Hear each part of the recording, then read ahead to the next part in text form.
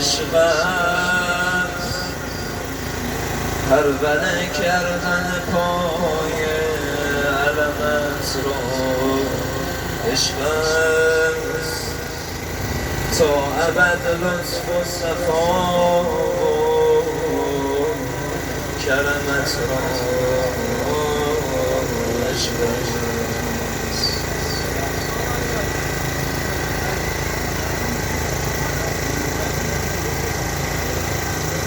دلای ما برای سینه زنی بی‌تابه دلای ما برای سینه زنی بی‌تابه شروع سینه زنی سلام السلام علی الحسین و علی الحسین و علی اولاد الحسین و علی اصحاب الحسین. هر کی گرفتاره بسم الله. السلام علی الحسین و علی الحسين وعلى أولاد الحسين وعلى أصحاب الحسين. ای کشته دور از وطن ای کشته دور از وطن مولای مظلوم سید الاشار ای کشته دور از وطن ای کشته دور از وطن مولای مظلوم یا سید الاشار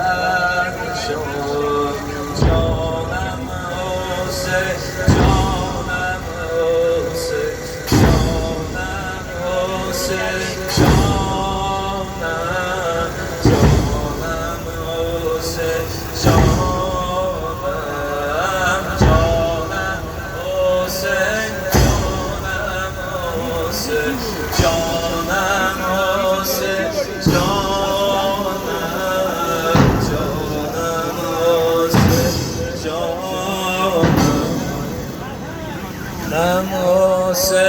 جانم حسین جانم حسین جانم حسین جان شهید کربلا جان شهید کربلا عالم سنم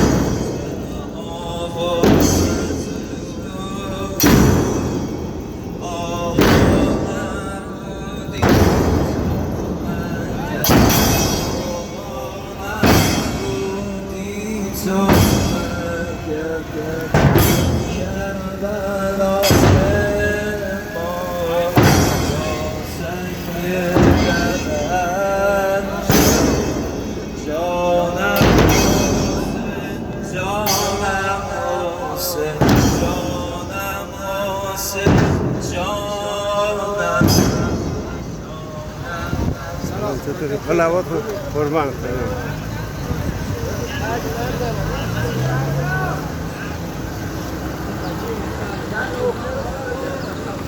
یا حسین